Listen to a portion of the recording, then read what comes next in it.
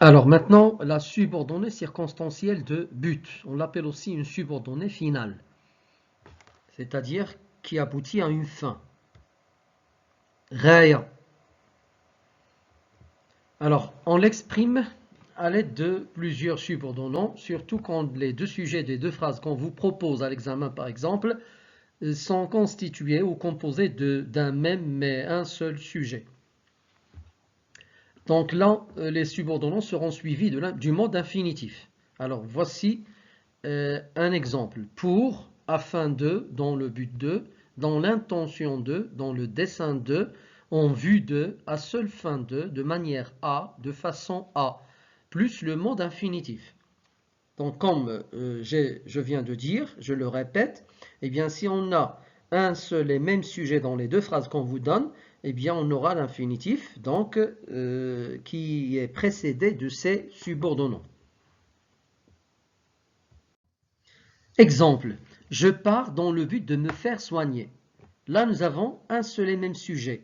Imaginez les phrases suivantes. Je pars, la première phrase. Deuxième phrase, je me ferai soigner.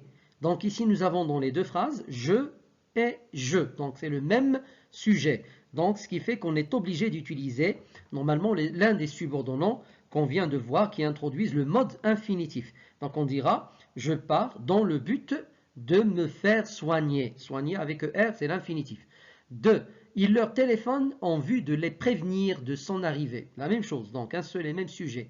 Il, nous, nous comportons de cette manière dans le dessein de les punir.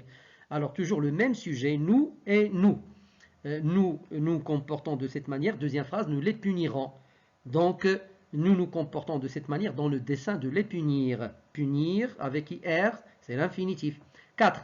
Les élèves se préparent bien afin de réussir à l'examen. La même chose ici, ce sont les élèves qui se répètent, le sujet élève, c'est lui qui se répète, les élèves se préparent bien, les élèves réussiront à l'examen. Donc les élèves se préparent bien afin de réussir à l'examen. 5. Ils s'entraînent beaucoup de façon à gagner le match. La même chose, de façon à plus infinitif.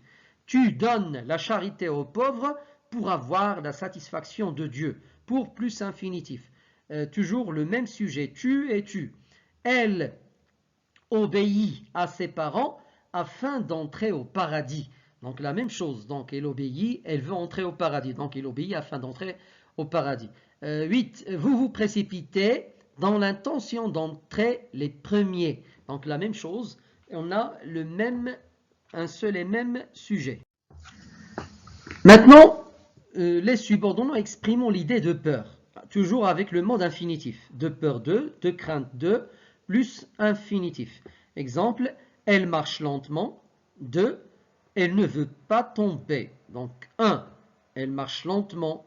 2. C'est-à-dire la deuxième phrase, elle ne veut pas tomber. Donc toujours on a ici, comme vous voyez, on a toujours le même sujet, elle et elle. Donc on aura l'infinitif.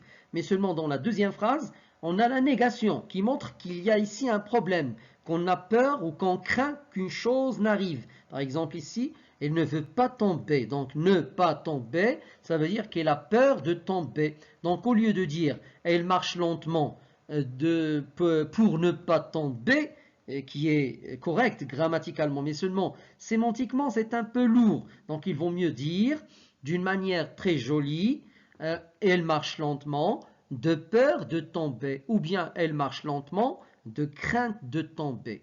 أي خوفا من السقوط. Alors maintenant, les subordonnés, introduisons le subjonctif avec deux sujets différents. Donc quand on a dans les deux phrases qu'on vous donne deux sujets différents, on devrait normalement utiliser le subjonctif, comme ici par exemple, nous avons les subordonnés suivants, afin que, pour que, plus le mode subjonctif. Exemple, l'élève travaille bien. Ça c'est le premier sujet, l'élève. Deuxième sujet dans la deuxième phrase, c'est son père. Donc on a ici deux sujets différents. Donc on devra utiliser normalement les subordonnants qui introduisent le mode subjonctif. Donc c'est afin que et pour que. Donc l'élève travaille bien. Deuxième phrase, son père sera content et satisfait. Donc la réponse, l'élève travaille bien afin que son père soit. content et satisfait. Donc soit ici c'est le verbe être au subjonctif présent. Pourquoi? Parce qu'on a afin que l'élève travaille bien pour que son père soit content et satisfait. Maintenant, si on a l'idée de peur dans les deux phrases, les subordonnés exprimant l'idée de cette peur sont de peur que ou de crainte que, plus subjonctif, et toujours avec le sujet différent, deux sujets différents. Donc, exemple, il travaille bien, son père ne sera pas triste. Maintenant, c'est le fait d'avoir peur que le père soit triste parce que si jamais, par exemple, l'élève ne travaille pas bien, eh bien, son père sera triste. Donc, il y a ici une crainte. Donc, il travaille bien de peur que son père soit triste. Ou bien, il travaille bien de crainte que son père ne le punisse. Si jamais on a un autre exemple, par exemple, le fait qu'il a peur que son père ne le punisse.